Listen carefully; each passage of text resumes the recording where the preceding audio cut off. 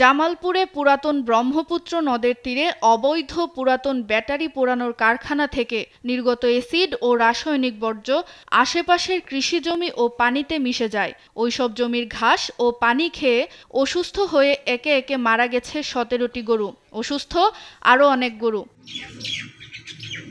মির্জাপুর গ্রামের আনোয়ার হোসেন আপেল ও লিখনের নেতৃত্বে অবৈধভাবে পুরানো ব্যাটারি পোড়ানোর এই কারখানাটি দীর্ঘদিন ধরে চললেও ব্যবস্থা নেয়নি প্রশাসন। গরু পালনকারী চাষিরা বলছেন, একমাত্র সম্বল হারিয়ে তারা দিশেহারা হয়ে পড়েছেন। আমার তো একটা গরু মারা গেছে অসুস্থ হইয়া, আর ৫-৫টা গরু আমার অসুস্থ।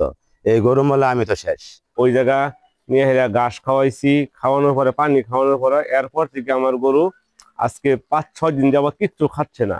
যে মালিকের ওই যে কোম্পানি ব্যাটারি মালিক, তার ওই মালিকের তাড়াতাড়ি যেন গ্রেপ্তার করতে পারে, মানে কঠোর শাস্তি চাই তার। অবৈধ কারখানা মালিক ও এর সাথে জড়িতদের দ্রুত গ্রেফতার এবং গরু মালিকদের ক্ষতিপূরণের দাবি জানান স্থানীয় ইউপি সদস্য।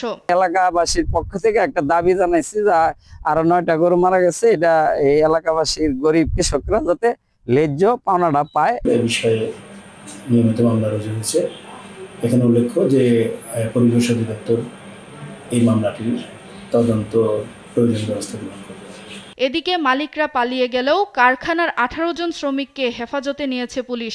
আর অসুস্থ গরুগুলোর চিকিৎসা দেওয়ার কথা বলছে প্রাণী সম্পদ বিভাগ। আমরা ওখানকার গবাদি পশুর বিছানা এবং খড়, ঘাস লতাপাতা নিয়ে ঢাকায় কেন্দ্রীয় প্রাণী রোগ অনুসন্ধান গবেষণায় পাঠিয়েছি।